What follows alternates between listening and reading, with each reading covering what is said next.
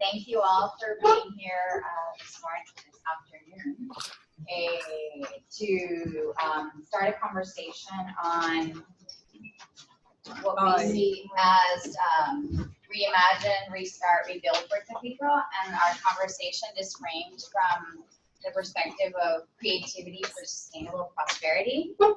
We have a consulting practice. My name is Michelle Perez. It's called Creatives Mean Business, and I'm here with. I am Dyanis and Jesús, and I also want to introduce our colleagues from Puerto Rico who are going to be joining the conversation today. We have Pedro Adorno, who's the founder and director of Agua Sol y Sereno, and we have Matilsha Marxuach, who's also the main designer and founder of ConCalma, who's a bank line in Puerto Rico. So we're going to be having a dialogue with them. Okay, so we'll go back to, and don't be alarmed, this won't be death by PowerPoint, but really what we want to do is give a framework for why this conversation is important. This is the work that we do and the research that we have recently done. And given the current reality and situation that Puerto Rico and the island is going through, we of course recognize that we're still in the emergency phase, sadly. And I've lost track of how many days since Maria. 35. So we want to acknowledge that mitigating the emergency is still very much a priority. It's still an urgent need. But in parallel, we need to start having these other conversations about what happens once these situations are hopefully mitigated sooner than later. So the question that we as creatives and design strategists and what we do is, how might we engage the creative community in Puerto Rico, in the diaspora, to come up with solutions needed for the sustainable recovery of Puerto Rico? Like our thinking is, how do we design new solutions in a new context with a different framework? And the reason we do this is because quite often, nations, if we recognize that our most renewable resource is our people and our knowledge and that brain trust that we can all bring to a new set of solutions. So we think that creativity is an overlooked source of value creation for development. And the work that we do and the work that Matilsha does and the work that Pedro does is exactly that. It's how do we come up with solutions that both generate value and be profitable, but also do good and have a social impact. We believe that those two things are not mutually exclusive. In fact, it's up to us to reframe that conversation and demand more.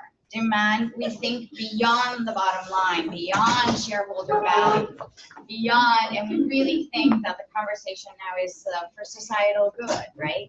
It doesn't mean that these things always have to be a nonprofit model. It doesn't mean that they shouldn't be for profit. It means that we have technology, we have new ways we can address these problems to be more effective and actually do both. So that's the premise of this conversation today.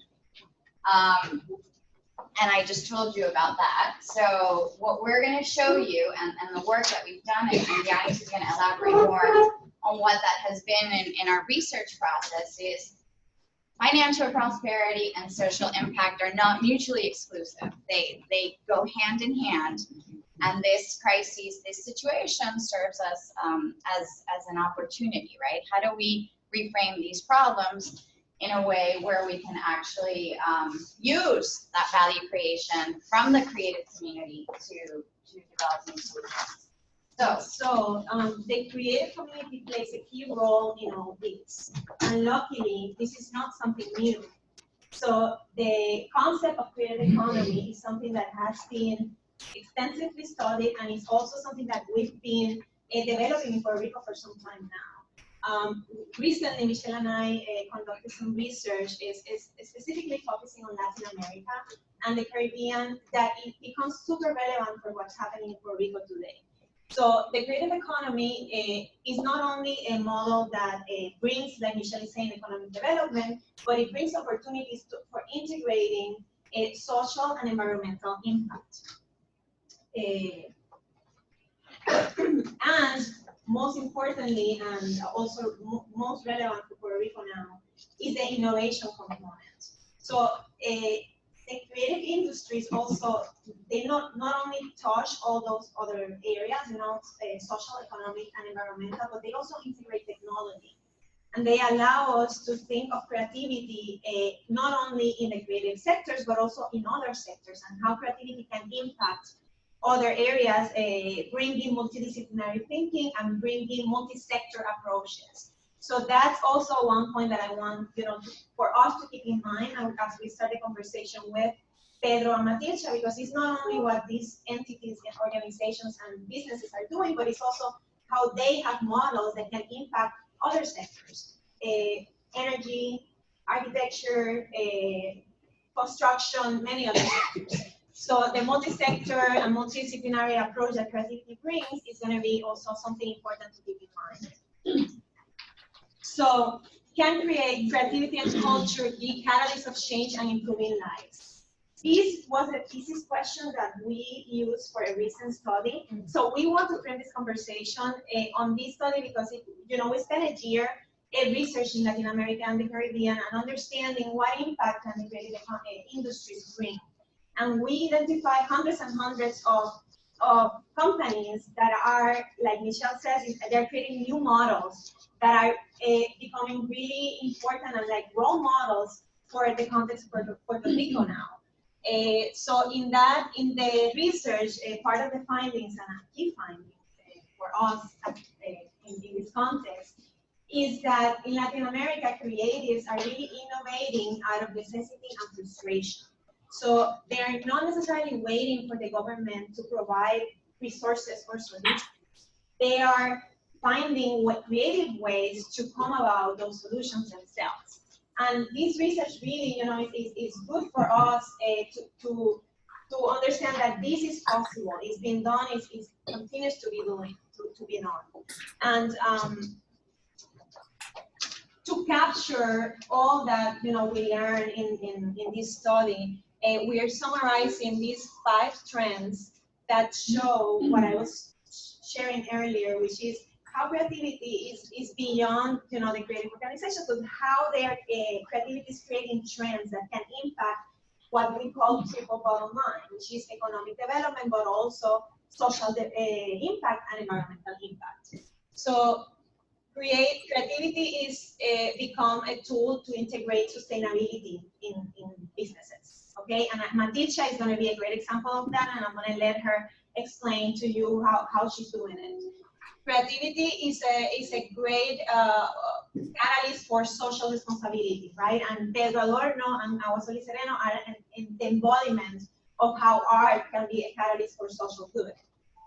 Culture is more than ever our, something to hold on to, right? It's a very important. How culture is going to be transformed post-Maria, post the crisis that we as a society are going through is going to become really, something that will probably be reflected in the way we do businesses, in the way we do art, in the way we create new business models.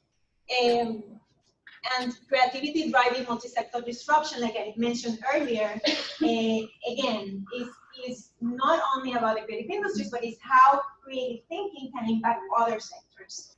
Adapting new technologies to local realities, again, looking beyond, and this is becoming evident where key players from the entire world are kind of coming to Puerto Rico now, the Teslas, the Googles, all these other entities trying to say, okay, we have some solutions. So those solutions can also influence the knowledge and the creativity that is happening, in Puerto Rico. And I think we need to be aware of the potential, not of the external sources that come to try to create the solutions, but how we ourselves can replicate those models and be inspired by those knowledge and create some, a collaboration and knowledge, new knowledge for ourselves. So these are kind of the 5 trends that came out of our research, which the timing couldn't be better for us because now we can really look at the situation in Puerto Rico with this knowledge in hand. And we capture all of this in this publication that is available for free downloads. So if you would like to look in depth at all this information, you can download this publication called The Orange Economy. So I'm not going to continue with this. We're going to go to our guests in Puerto Rico. We're going to understand and kind of make the connection to what we just share with you and how this is manifesting in Puerto Rico through our local organizations. And I have the honor to start the conversation here first with Pedro Adorno. So before I begin, I want to also highlight that the intention of today is to really create a dialogue to specifically more than anything focus on community-led initiatives. Okay, so we know there's a lot that we are thinking about, a lot that a lot of government aspects to this situation. So we really want to focus on what the social, the civic society, what the artistic community is doing and can do to continue driving forward. So I'm going to start with Pedro Adorno. ¿Me escucha, Pedro? Te oigo muy bien. Okay, perfecto. Bienvenido. So welcome, Pedro. I have the honor to know Pedro for a long time. And for those of you who don't know, Pedro is the artistic director and founder of Agua Sol y Sereno, among many other roles that he has. Agua Sol y Sereno is a theater company. They do music, dance, art, community work, film. They are like entire creative ecosystem, right? And the essence of what they do is collective work that through the years have had a lot of social components to their work. And they have been morphing and impacting most communities across the entire island, I would say, at this point. So they're culture creators, cultural managers, and creative entrepreneurs even before the term was coined. Mm-hmm. So I want to open the conversation to Pedro so you can share some initial thoughts of, where are you, what is it that is happening right now with, the cultural sector and with Agua Sol y Sereno at this time. First of all, I want to thank you and Michelle for the invitation. It's really important for us in Puerto Rico to have an open conversation with our diaspora.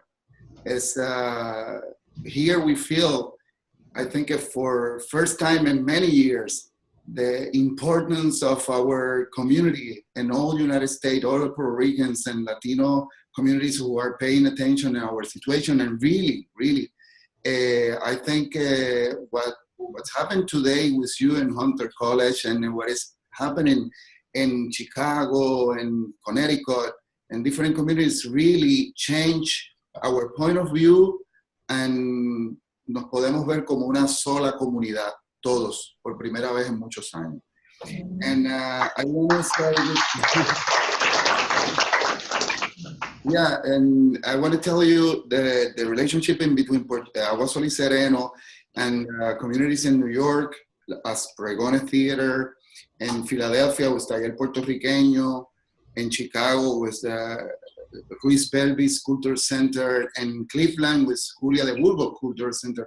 It's been really important in our 25 years, that relationship with our community. And also we learn a lot, the way we organize ourselves as a group and the way we work with communities and relate with another artist, another part of our community, as happened with you in between scholars, people from the academia, people from the art, people from the business.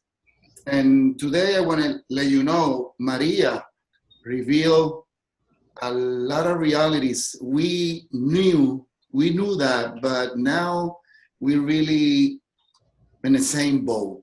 Today, all of us are experiencing a moment, not only because we are out of electricity, not because we are having problems for find some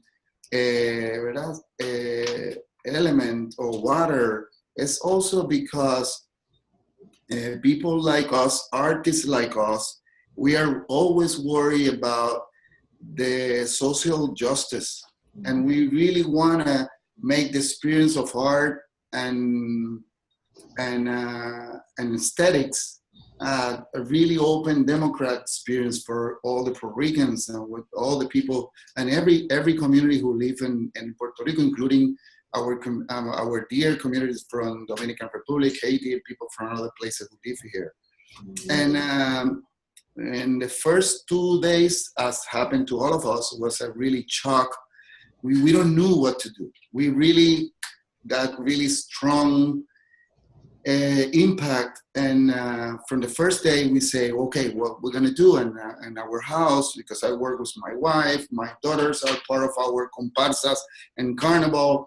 They do in theater, they are dancers, and we put together a group of people who start visiting refugees, places where people can living without their houses, and on San Juan. Then we visit Casa Pueblo and Adjunta to do theater, workshops with little kids where they can paint and make storytelling about the experience with Maria. But then the second week was the moment to step back a little bit and try to think, as an artist, as the people who are organizers, communities, and also people who work, like happened to me in the University of Puerto Rico with the program of Gestión Cultural, what should be next? And then we start putting together a program, we call it Abrigar a Puerto Rico con Arte. It's put together 12 group of theater and music, friends of us who are ready before Maria and before Irma, because I want to tell you, in my house in Rio Piedra, I don't have light and electricity since Irma. I mean, 17 days before or 15 days before Maria. It's already 40-something days without electricity, which is a lot. And what's happened is in No Había Luz, which is another group in Santurce, and our group, we start doing visit in different places, especially in communities in turn of El Caño Martín Peña, relate and connect with the community organization is called Enlace, y los grupos del G8. And through them, we've been visit that places and give us the opportunity to start make talks in between singers, actors, musicians, painters, to try to figure out how to put together a fund a money where we can work and receive and try to do what we know to do, and as an artist, to respond to that catastrophe, yeah? And finally this weekend, from Chicago, Boston, New York are helping us to put together that amount of money to work here, make a program where we're gonna present spectacles, doing art workshops, and ending with theater pieces where they're gonna talk about their experience, especially in a way where all of us are worried about how to make things better than were before the Maria. Because a lot of people want to try to reestablish the same order. Yeah. And it's not what we want. We really love to think about it. Everything were what was all right, look at it, but a lot of things that were not exactly in the way we want it and make a sustainability in this country. I mean, so Pedro, you're touching a great point that I want to emphasize. You hear me? Yeah, I hear you. Yeah, so because obviously what you're describing, is the reaction to this emergency moment, and historically the cultural scene in Puerto Rico has had to be very resourceful. So you told me in a phone call, you're doing a lot of things that you have been doing, through your trajectory. And I like that you're thinking, okay, we're not thinking of establishing what we had, we're thinking of how we can make it better. And I would like you to elaborate on that thought and also give us a little bit of the background of where were things in your, in the cultural world before Maria. Where were things, and where do you think things can go now if you were to, envision a better way to do things? Creativity is related to our environmental. First hands is related to our body, to our relationships with our family, with our community. Creativity is not in someplace else. It's right here. I mean, always we want to go beyond of reality and see other possibilities, but at the same time, we are a profound connection with where we are.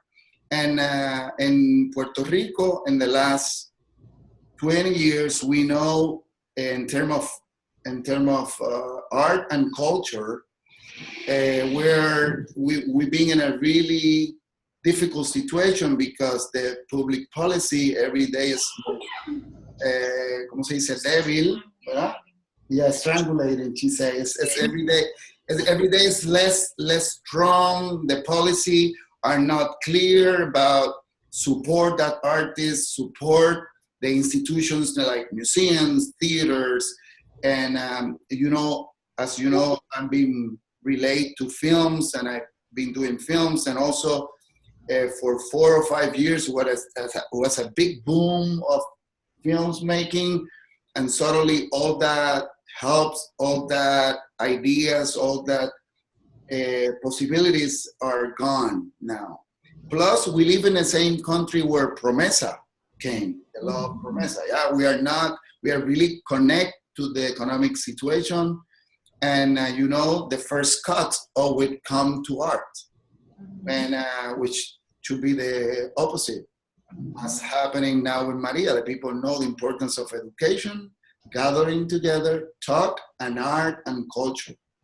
But on the other hand, in the last 10 years, we've been talking to you and other friends like Moderator, Javier de Jesús, Javier Hernandez, where we are talking about creative industry and also how people like us who do cultural work, cultural affairs are completely directly related to that other part of society and economy.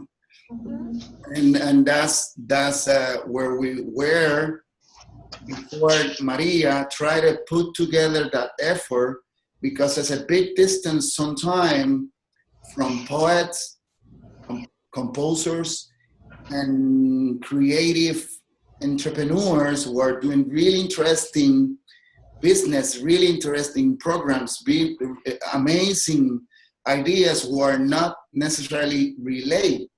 And we try to put it together. But now Maria heading up the situation. Like in Maria, what brings us is the possibility like happening today, talking to you next to my dear friend Matilsha, where we know each other, we know exactly our programs, our projects. We've been talking for many years about this, but that's the first time probably we got the opportunity to sit together and try to plan what's our future. Mm-hmm. I mean, right now, I think we have to keep working an idea of make new talks and find a specific actions and what is the points we want to do, what is our advocacy for what, because sometimes the people say diversity is really important. Many opinions in art and culture and creativity is really important, but at the same time, defending that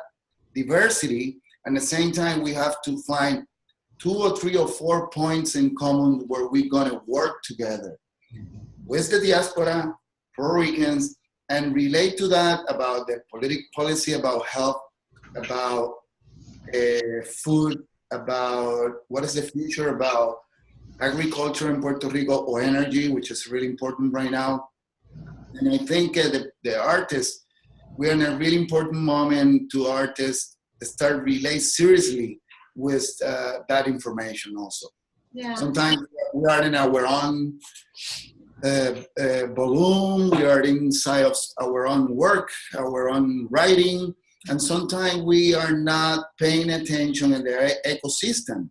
And yeah, right now, I want to stop you right there because that's the point I was mentioning earlier about multi-sector, multidisciplinary. That's what creativity brings to the table, right? So in conversations with Michelle, we were talking about, all these new energy conversations now happening. Where are the creatives? Are we sitting at the table for when we are discussing new solutions? So I like that you brought that point. Right now for us, it's not only try to metaphor like, our shows about environmental ideas or make a spectacle for kids where talk about plant a seed or take care of our nature. It's more than that. Now we want to do workshops, but also we're going to be building possibilities to collect water with that communities. And at the same time, we do our spectacles. We want to make gardens with the communities after the show, plant different, ¿cómo se dice? Árboles frutales, yeah.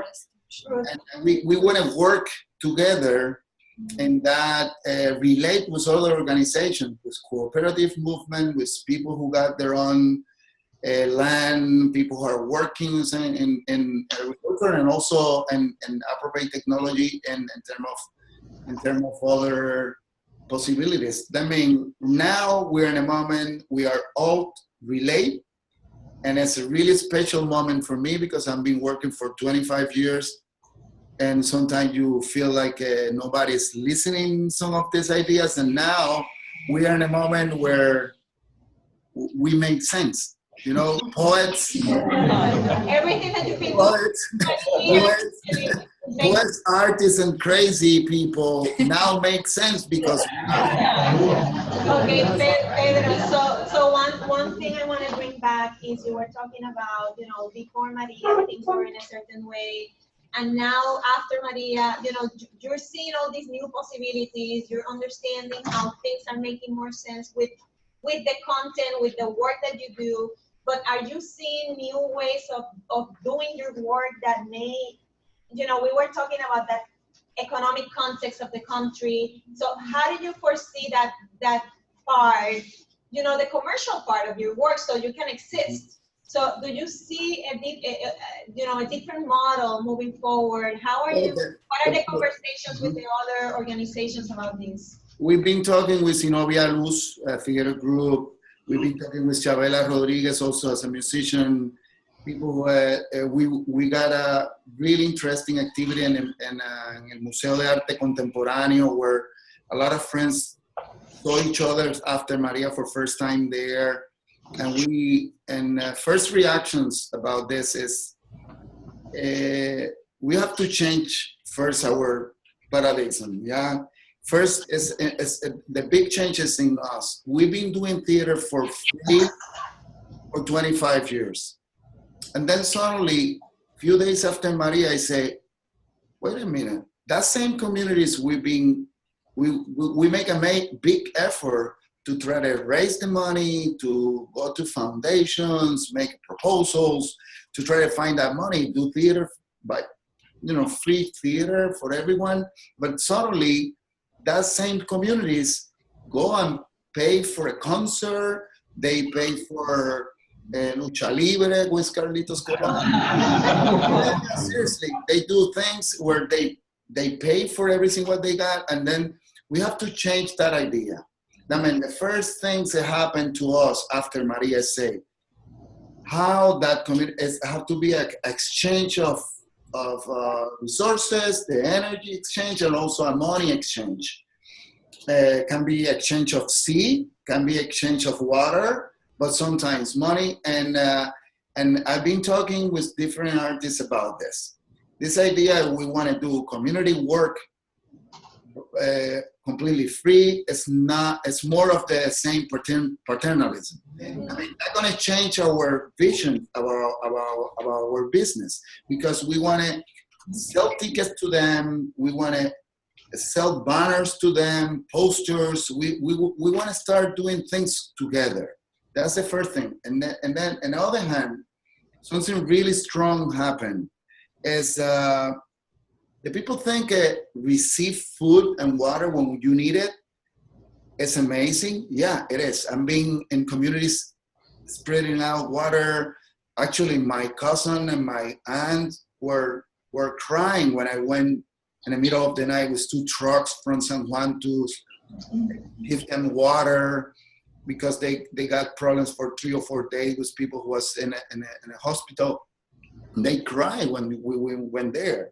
But at the same time, I've been seeing in other communities people who are in a line waiting for their food and they don't feel comfortable. And I wanted you, all of you are there, everyone who want to help us, pay attention in this. If you work all your life for that car, for that house, if you work all your life for try to have what you have, little, much, doesn't matter, and you have to make a line for receive food, this is not, the people is happy and thankful, but it's really uncomfortable. And then we start thinking, what is our participation as an artist, as a cultural affairs, people who are paying attention to this, how we wanted them to tell us, to tell themselves how they feel to waiting for something. Why we are in this position where something happened to our island, in 2 weeks already we got problems for finding food. What is our future? If we don't have light for a few days, we really can move. We're depending on the gasoline for everything. And then suddenly, here, new narrations, new way to see ourselves. And what is really clear, we are not vago people. We are not lazy. Nosotros no somos vagos. Esto está demostrado. El pueblo puertorriqueño estuvo en la calle.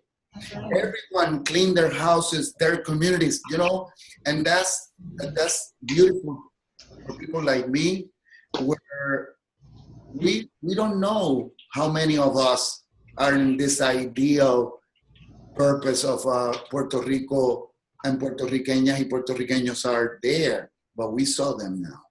We know how many we are.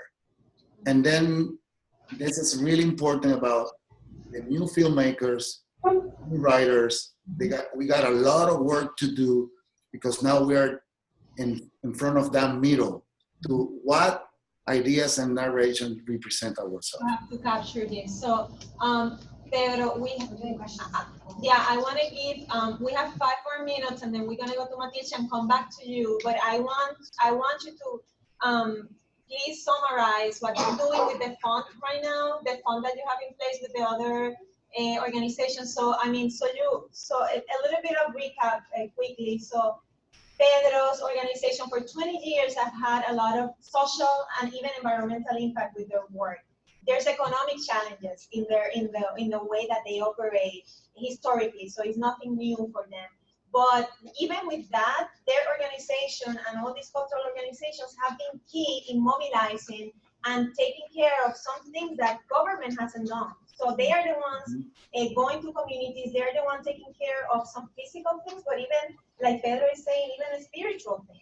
They're the ones that are paying attention to these new realities that in the future are going to create art that captures the new Puerto Rican after Maria. So I want to kind of close your participation just talking a little bit about that fund, because maybe that's kind of maybe the seed of the future model of something that maybe because obviously the commercial part of your work is always been in jeopardy. So now more than ever, I want to hear what are you thinking about, and just kind of give us a brief 3-minute summary of that, and then we'll come back to you at the end. Yeah, I want to tell you the last 15 years for us being really good in the way that we keep a group of people, 4 or 5 of us living out of this, but in the same time working with almost 15 of us by project, thanks of La Campechada, events, and the way we diversify our workshops and our way to relate to popular festivals also, because we are probably the only contemporary theater group who are related to Las Fiestas de San Sebastián for bringing new contents, and we are related to the Carnival of Ponce, and using all that spaces are are there for us, and a lot of contemporary artists don't see that spaces that are part of their life. And for us, that gives us a lot of possibilities in terms of a way of finding a way of living, yeah? But at the same time, right now, what we try to put together, Abrigar a Puerto Rico con Arte, is an effort we're being helped by Community Foundation of Puerto Rico, Community Foundation of Boston, people from Inquilinos Boricuas en Acción in Boston, IBA, which is the biggest organization there in Boston of Puerto Ricans, and also relate to people in Chicago and New York who want to put together a program for the next 6 months where we're going to have a big calendar, really well organized, and we're going to choose and select really carefully what is the places that really need our help. And at the same time, one of the principles of this program is to work with communities who were already organized. Why? Because some communities are really in bad shape, but they don't have their own nonprofit, they don't have cultural programs, they don't have their own schools. And that communities, we have to help them in a crisis, but at the same time, let them and tell them they have to organize themselves. But also we want to support people like Casa Pueblo or Peces in Humacao, organizations who were already for 20, 30 years, 50 years and doing things in Salinas and Orocovis, because that organizations right now are the grassroots organization were really helping people directly. Because the federal help being so slow and everything really, I don't know how to explain it, but really well, bad organized. But the communities really helping people. And through them, with the help of the diaspora, that's the first helps are in the communities. And we know that's gonna get to the people. And we wanna do our work of art, cultural, and possibilities with them. But at the same time, it's beautiful you say this, we wanna think, what is our relationship with them for the next 5 years? A lot of people are waiting for normality. And be normal and back in normality not gonna happen like this. It's gonna take us a long time, especially in this really complicated moment we live in as a country. I mean, politically, economically, but also in terms of the relationship in between us, who we are, where are we going. That means now we have to add to our purpose what is going to be that exchange of energy, money, and resources in between that communities. And also including middle-class communities, working-class communities, other communities, universities, to relate to each other. Because right now, all of us are working together. For the first time in many years, I see equidad. Yeah, for first time, equidad, social justice as a principle for all of us. Even my friends who got beautiful restaurants, they want to help their ecology and San Juan or ecosystem. People who got business, people who are mechanics, people who are doctors, everyone are paying attention. And as I want to thank again our community, especially in New York, I'd be really supportive to this situation. Thank you. Pedro, so hold to that thought because I think that your conclusion is the key role that now the cultural organizations are going to play moving forward, not only the next month but also in the next 5 years. Okay, so we'll come back to that, and now I'm going to pass it to Michelle and Matilsha. Great. So I think what we just heard are some really great examples of how having these interactions and starting to have these conversations, and I want to emphasize that this is a beginning, and there are certainly different approaches that we can all take. Certainly, I'm sure that in this room, many of you have your own experiences in these examples. But I think is really valuable in the way that this is happening this afternoon is that we can hear the actual needs, the reality, and match that with our intention and desire to help and connect.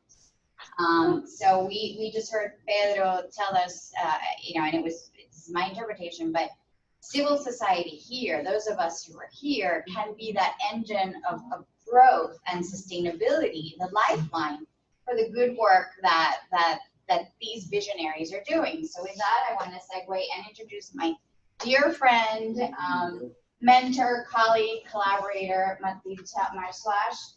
Matilsha is for me the embodiment of a true social entrepreneur. She is a creative, she's a designer, she wears many, many hats. She's also very involved in her community. She is an organizer, and she's always been doing this. It's not like Pedro, this is the work that she does. So she is the founder of a company called ConCalma, which is one of the first models of fair trade practices. And I just want to show you her bags here, the power of this bag, and you're going to hear it directly from Matilsha, but the power of this bag and how it stimulates, local communities and the way this bag is made. So with that, Matilsha, hola Matilsha, bienvenida. Hola Michelle, hola Dyanis, welcome everyone. Thank you so much for having me. It's a great opportunity. Yes. Well, I wanted to start by letting reading a little bit of thoughts that I've been working on through these days. And today to talk about small businesses, because as it's been said, small businesses are the motor of the economy. So what happens when all of a sudden this motor stops? So, my goal is that we can restart small businesses as soon as possible in the midst of this crisis. And of course, I want to start to let you all know that staying positive can be a very challenging thing to do right now. And we need your help to get through this very daunting task.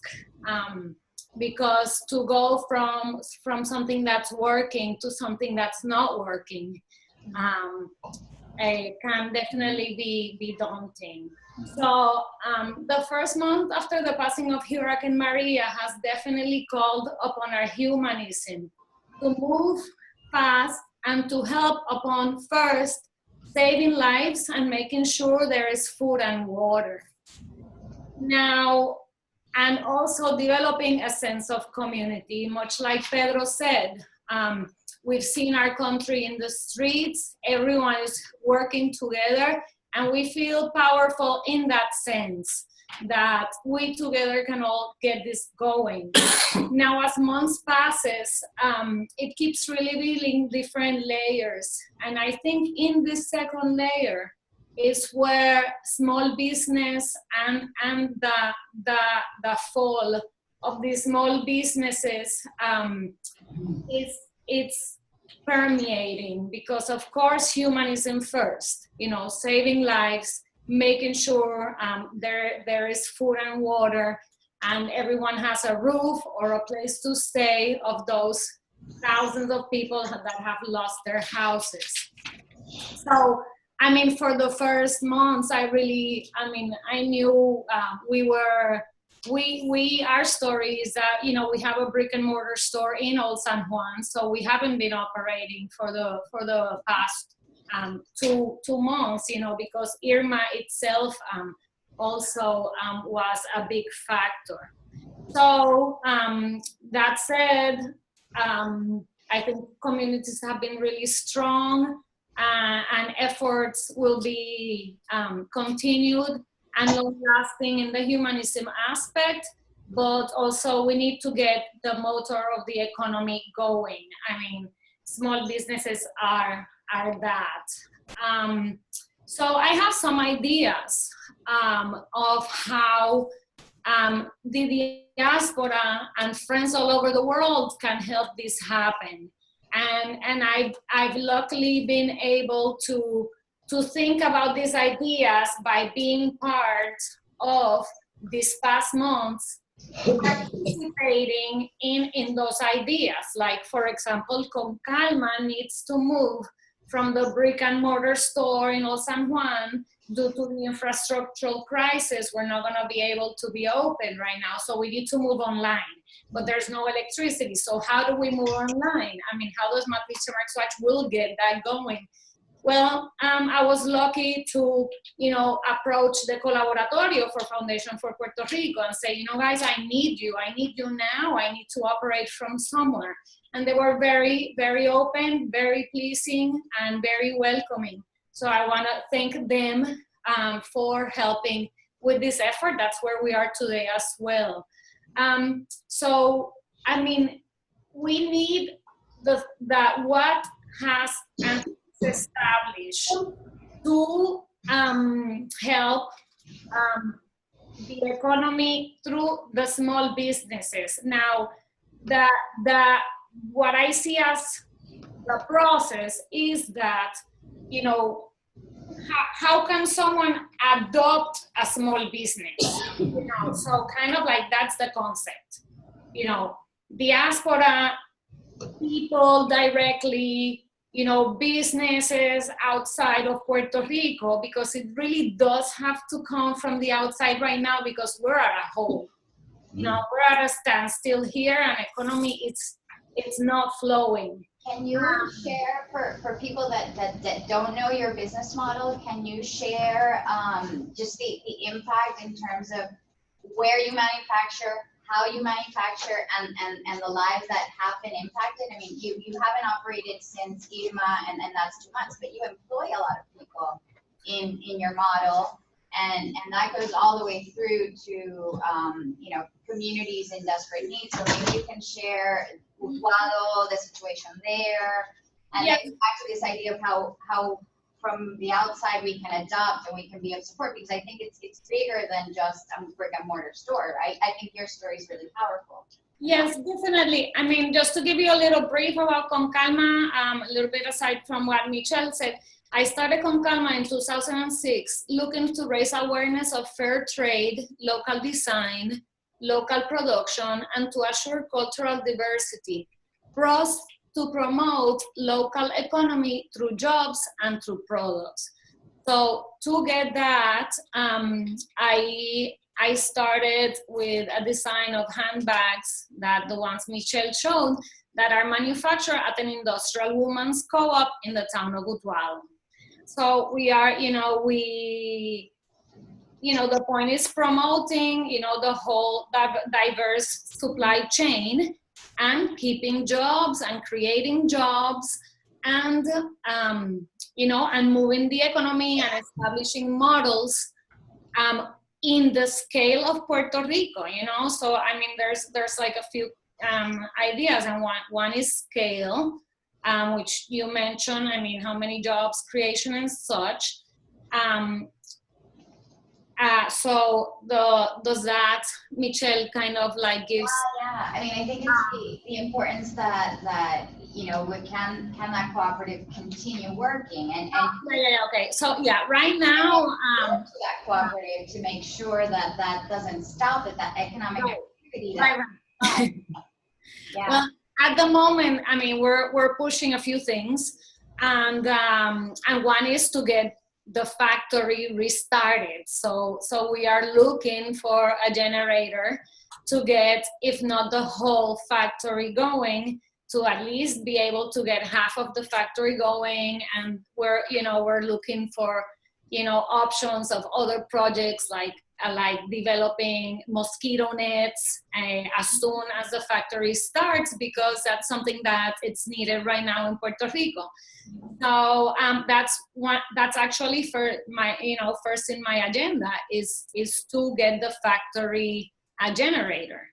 And that we are, we've knocked on some doors. We still, we're actually right now trying a capacity of a 10K generator to see how much does that go. because the full capacity that they need is 30K. But I mean, we're happy with whatever we can get right now that can at least power them half capacity. I mean, this is a project that I'm pushing for them. They're an employee center, you know, in the town of Utuado, in a rural town, in a town that got hit very, very hard. I mean, so yeah, that's where we're at right now. So our production, of course, is stopped for the time being. But we see it definitely up and running soon. We're very, very hopeful that we'll be able to get a generator. But that's actually an interesting part of everything is that, I mean, the Industrial Woman Co-op where ConCalma is manufactured, it's a small business as well. You know, they are, you know, up to full capacity. They're 30 employees. Half capacity, which is what they've been working on for the past years due to, of course, economic issues in the island. Well, it's 11 employees, and then we're faced with the problem of small businesses really not being considered important, because it's like, no, if you only going to save 11 jobs, that's not 300 jobs. And then that's why I'm really believing it's very important right now to be an advocate for small businesses, because they are not given the importance that they are really deserve. I mean, according to Entrepreneur Magazine, there are between 25 million and 27 million small businesses in the US. That counts for 60 to 80% of all US jobs. So, I mean, we know this is important, but then when you go for proposals and when you go for money, you know, it's not big enough. So it's a big challenge right now to restart the small business culture, which runs the power and the motor of the economy. Right. So let me ask you this, because I've spoken to other creative entrepreneurs. A lot of the design community now is when they're working on their production for the holiday season, which is really where they make the bulk of the money for the rest of the year to continue to supply their businesses. What solutions, what ways? I know I'm working with one designer to see if he can manufacture furniture out of a Brooklyn, you know, studio here in New York. What other things are, because I know that ConCalma has served as an incubator for a lot of other small local brands. Have there been any other conversations? Have you started? I know that we're still in emergency mode and we're giving people water and food, and I know you probably haven't slept in weeks for many reasons, but is there a way, and if it hasn't happened, is there a way that we can help start those conversations to support those designers and those creatives and these small businesses in ways where we can find solutions from here? Absolutely. I mean, I think the solutions right now, it's like Pedro was saying, we need the lifeline. From the US, from the diaspora, from our friends all over the world.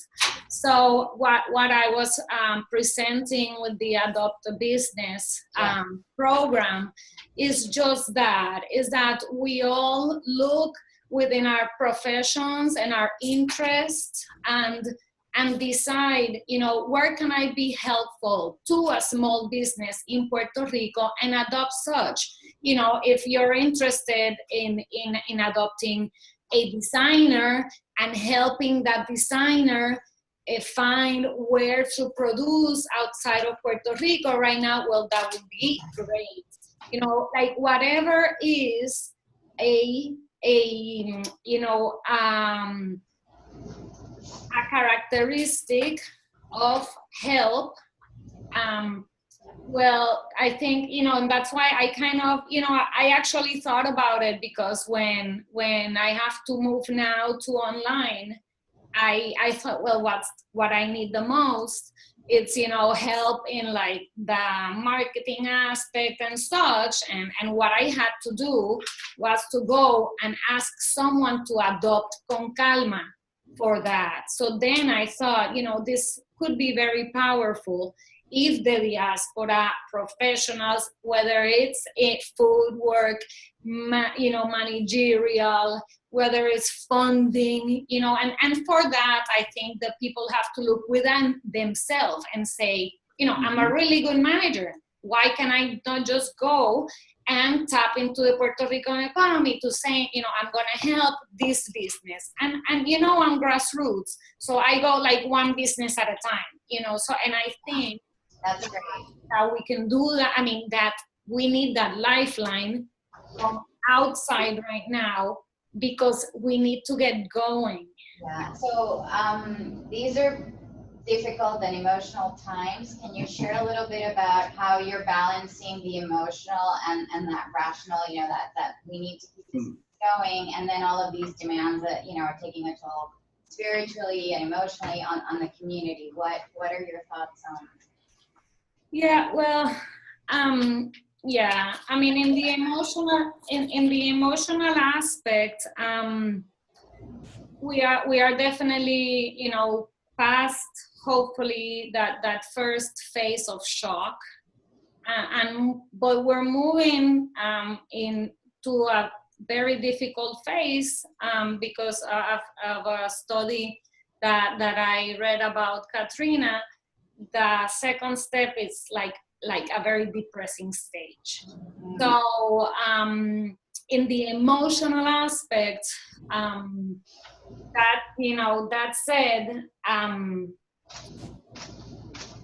I think that where we can move is into looking inside ourselves and really going back and checking, what is it that Matilsha, that Pedro, that anyone really is meant to be here and working for the rest of their lives.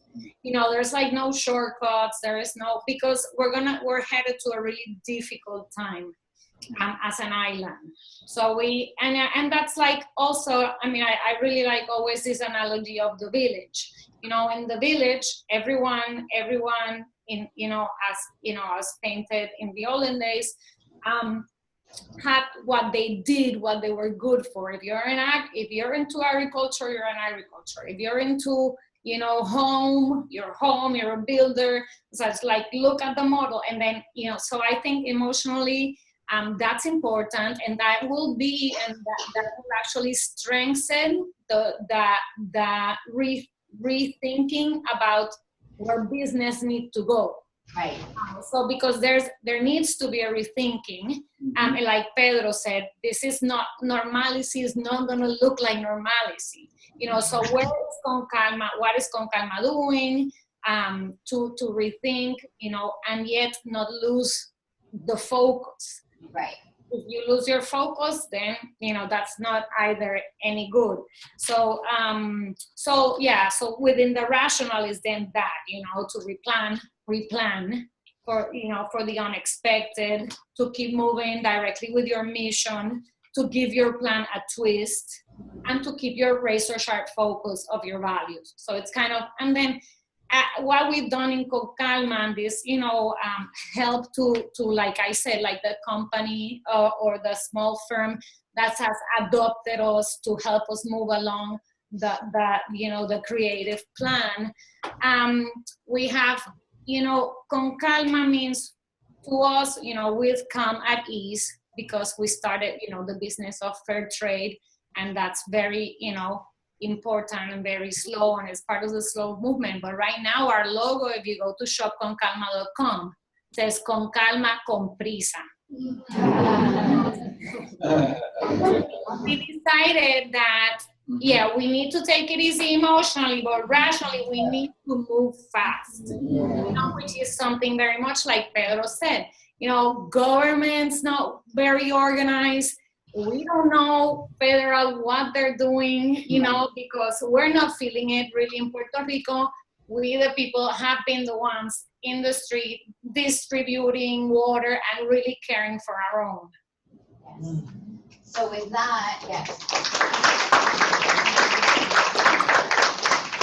that, I want to bring it back to this village, this idea that we are a village, that we are one community, that now we're more interconnected. We've always been, but I think it's magnified, and it's brought us together in this room. And I want to open it to questions from the audience. I know she had her hand up. I'll come back to you 1 second. I just want to make the connection here between Pedro and Matilsha, because obviously Matilsha is struggling, everyone's struggling, but the model that Matilsha has used for her business over the years is an interesting model that integrates the community and integrates local, business and social components. And those models are the ones that are proving that are going to move us forward out of the crisis. So I think we also have to remember, how like Pedro says, for once what you do is making sense, right? And what you're doing is taking a whole new level of importance in this context. So I just want to say that.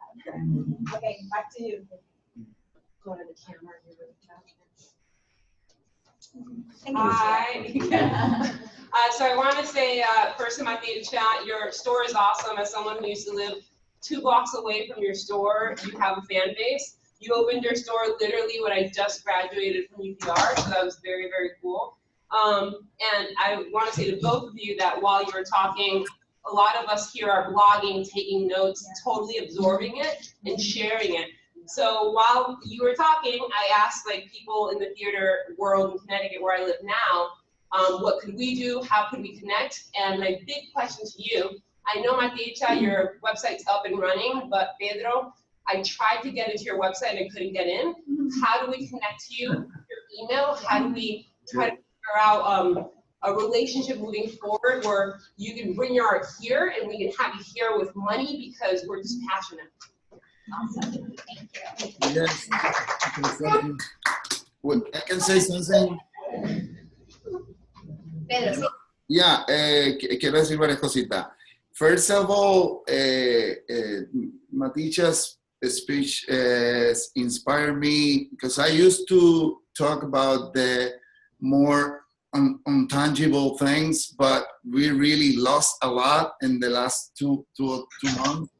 And Agua Sol y Sereno, we cannot come back to our studio because we are an underground studio and it's completely ¿cómo se llama eso? Almost in it's a bad humidity in the air. Anyway, now we have to take all our cabezudos out, and that have to happen this week. First thing. Second, we contract 15 artists every month to do projects and housing projects that they get canceled. And 3 events, really important events, including La Campechada, get canceled for this semester. That means it's more than 25 artists, including, we don't know, we're going to have Fiesta de San Sebastián, probably yes, but in another way. And that means as a company, it's more than 50,000 or 55,000 bucks already gone. We know we don't going to have that.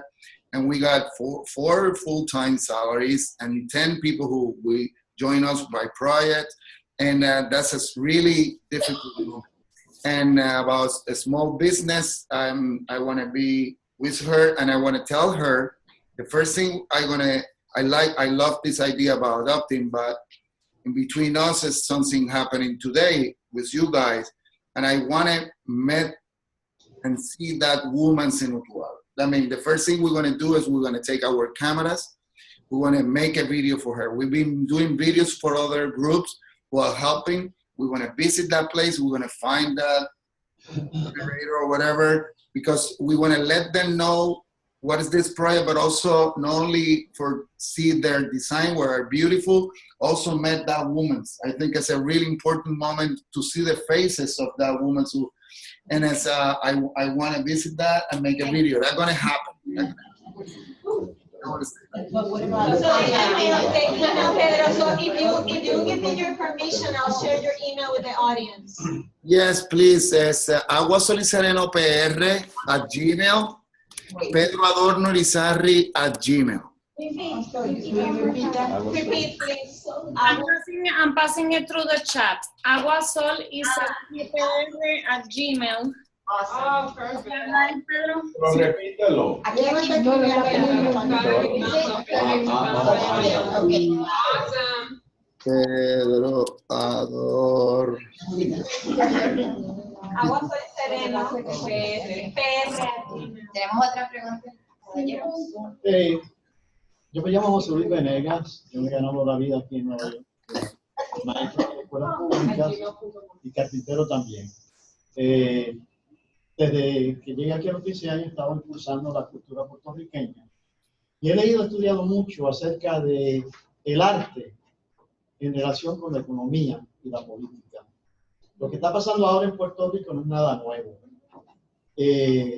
Una cosa que viene desde la invasión, y antes de la invasión hay una conexión, y se ha escrito mucho, ¿no?, de la influencia entre la economía y el arte. Por ejemplo, el libro básico, ¿no?, de economía política es sobre la literatura y el arte de Marx y Engels. Ese libro hay que entenderlo para saber. ¿Le puedo pedir que enfoque la pregunta para que te... Bueno, la pregunta es, ¿cómo vamos a reeducar al pueblo puertorriqueño para que dejamos de ser tan pendejos? ¿Ok? Que somos los únicos que creemos que los imperios invaden para hacer la caridad.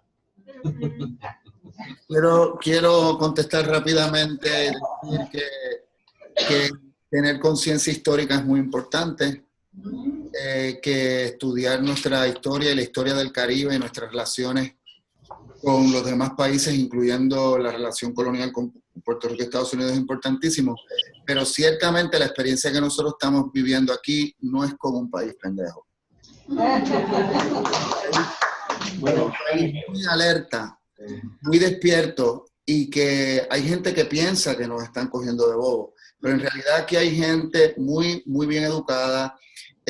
Hay unas masas que obviamente no manejan toda la información, pero hay unos nuevos pensamientos, hay unas nuevas perspectivas que se están dando en Puerto Rico que son muy útiles, que combinan, por un lado, el conocimiento histórico, pero también, por otro lado, las influencias de nuevas perspectivas de cómo asumir responsabilidad social, reorganización social, y nuevos conceptos como el de hacer este intercambio justo, ¿verdad?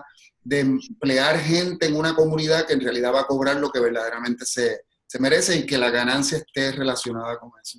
Sí, yo quiero añadir que la industria creativa es justo un ejemplo, y también dicho antes por Pedro cuando dice, o sea, lo de pagan taquilla para ver una lucha y no pagan taquilla para ver un show de arte, que sí, nosotros somos una colonia. O sea, que tenemos el estatus de colonia al momento. Eso dicho, en el arte se refleja un montón también de que no estamos, ¿sabes? No estamos caracterizados por ser reconocidos como profesionales, ni por la banca tradicional, ni por, o sea, que en sí el arte tiene como un reflejo también de colonialismo, que pienso que lo tenemos que trabajar, súper importante, y es mantenernos firmes de que es una profesión igual de importante que cualquier otra. Nada, un poco por ahí quería, o sea, porque es una cuestión de derecho, o sea, que al igual que como profesión, como individuo, nosotros ahora mismo estamos en un lugar que tenemos que luchar por nuestros derechos porque estamos siendo atacados desde un lugar de racismo. Sí, está habiendo una situación actual que nos plantea a nosotros utilizar esa creatividad de una forma y ese deseo también de cambio de una forma muy ágil. y somos muchos los que estamos haciendo eso. Y lo que ciertamente es importante es que cada iniciativa que está ocurriendo en nuestra comunidad en diferentes partes del mundo, especialmente en Estados Unidos, y la atención que le ha puesto los puertorriqueños y otras comunidades latinoamericanas en Estados Unidos y en el mundo, porque ha habido mucha solidaridad también de América Latina acerca de nosotros. Y creo que hay un aspecto que sí está cuestionado. Ahora en Puerto Rico todos sabemos que tenemos la posibilidad de un cambio, pero como decía Matilsha, es un momento muy delicado porque sentimos entre nosotros que también no estamos controlando todos los factores de política pública dentro de esta situación social y económica y política.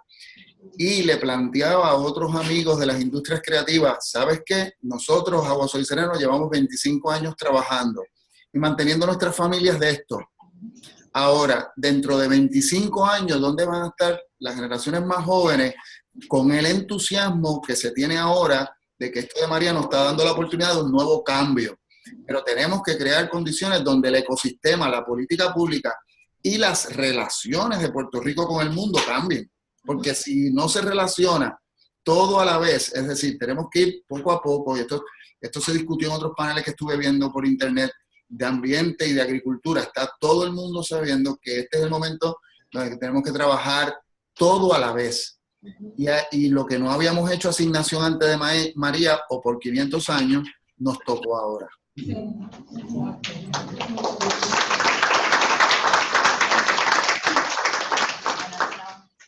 El tiempo, son las 3 de la tarde.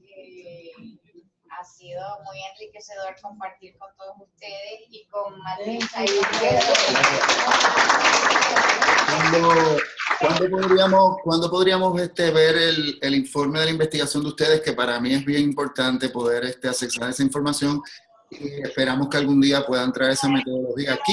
Hacemos llegar, Pedro, pero sí, queremos también dejar de saber ustedes, esperamos que, ¿verdad?, que esta conversación les inspire a maneras en que pueden también colaborar con los compañeros en Puerto Rico, y que sí hay maneras, o sea, ya sea una cosa pequeña, nada es pequeño en este momento, como ellos han enfatizado, sí. Así que pues, esperamos que les inspire maneras de aportar. Nada más quiero que sepan que todos, por favor, usen Adapt the Business, porque eso es una idea muy buena. Sí, podemos hacerlo. Eso lo podemos. Sí, eso sí que está lindo. Sí, acabo de compartir mi correo electrónico también por el chat. Y pues se nos acabó el tiempo, pero seguimos. Entren a Shop con Calma también, pueden ver la colección y se lo pueden compartir a sus amigos, y si alguien quiere un bolso, es un bolso que ayuda a mucha gente. Gracias. Agua Sol y Sereno tiene un Facebook que ya tenemos los videos y va a estar la dirección para el fondo que estamos haciendo de abrigar a Puerto Rico con el arte. Perfecto. Gracias.